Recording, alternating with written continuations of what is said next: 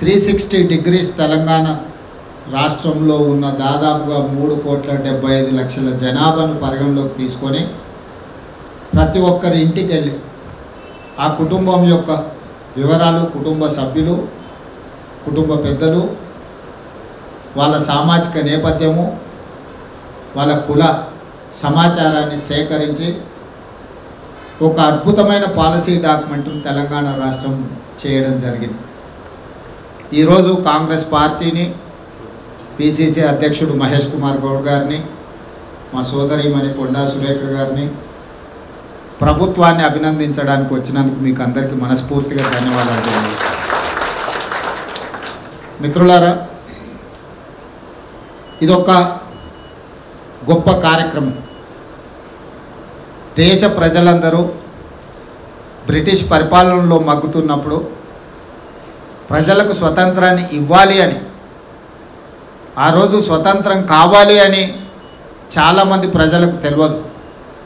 కానీ కాంగ్రెస్ పార్టీ వాళ్ళ కబంధ హస్తాల నుంచి విడిపించి వాళ్ళు చేస్తున్న అరాచకాలను, దుర్మార్గాలను వాటి నుంచి ప్రజల్ని కాపాడాలి అని, ఈ దేశానికి స్వతంత్రం కావాలి అని చెప్పి కాంగ్రెస్ పార్టీ నిర్ణయించుకొని ఈ దేశానికి స్వతంత్రాన్ని కాంగ్రెస్ పార్టీ తీసుకొచ్చింది.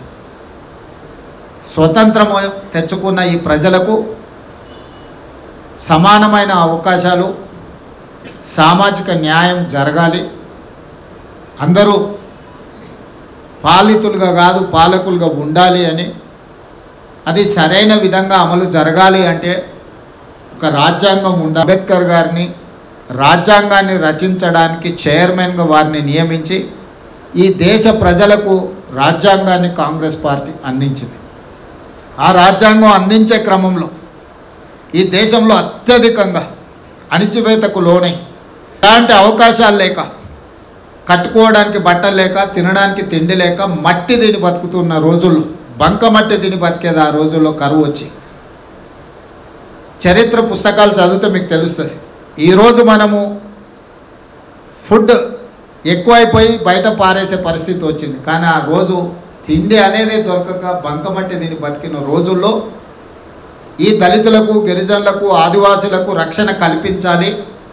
ఎస్సీ ఎస్టీ అట్రాసిటీస్ యాక్టే కాకుండా చట్టసభలలో వాళ్లకు అవకాశాలు రావాలి. లేకపోతే వాళ్ళు ఎన్నటికీ ప్రజాప్రతినిధులుగా రాలేరు, వాళ్ళ తరఫున వాళ్ళు మాట్లాడుకోలేరు, ఇతరుల తరఫున వాళ్ళు వకాల్తా పుచ్చుకోలేరు అని చెప్పి ఆనాడు రాజ్యాంగం రక్షణ కల్పించి ఎస్సీ ఎస్టీ రిజర్వేషన్లు ఉద్యోగ ఉపాధి అవకాశాలలోనే కాకుండా రాజకీయ రిజర్వేషన్లు కూడా రాజ్యాంగపరమైన రక్షణ కల్పించి వాళ్లకు సముచితమైన స్థానం కల్పించింది కాంగ్రెస్ పార్టీ. అదేవిధంగా ఉమ్మడి ఆంధ్రప్రదేశ్లో తెలంగాణ ప్రాంత ప్రజలకు సరైన న్యాయం జరగడం లేదు. ఈ ప్రాంత ప్రజలు స్వయం పరిపాలన కోరుకుంటున్నారు. ఎవరి కిందనో అణిగిమణిగి ఉండాలని అనుకోవడం లేదు అని ప్రజలు భావించినప్పుడు 4 కోట్ల తెలంగాణ ప్రజల కోరిక మేరకు శ్రీమతి సోనియా గాంధీ గారు రాజకీయపరమైన ఒడిదుడుకులను ఎదుర్కొని ఆంధ్రప్రదేశ్లో పార్టీ పూర్తిగా కనుమరుగైపోయినా, కేంద్రంలో అధికారం కోల్పోయినా, తెలంగాణలో అధికారంలోకి వస్తామనే నమ్మకం లేకపోయినా ప్రజల ఆకాంక్ష మేరకు తెలంగాణ రాష్ట్రాన్ని ఇచ్చి ప్రజల యొక్క ఆకాంక్ష నెరవేర్చింది శ్రీమతి సోనియా గాంధీ గారు, కాంగ్రెస్ పార్టీ. మరి వారి వారసత్వంగా ఈరోజు లోక్సభ నాయకుడిగా, కాంగ్రెస్ పార్టీ మాజీ అధ్యక్షుడిగా కన్యాకుమారి.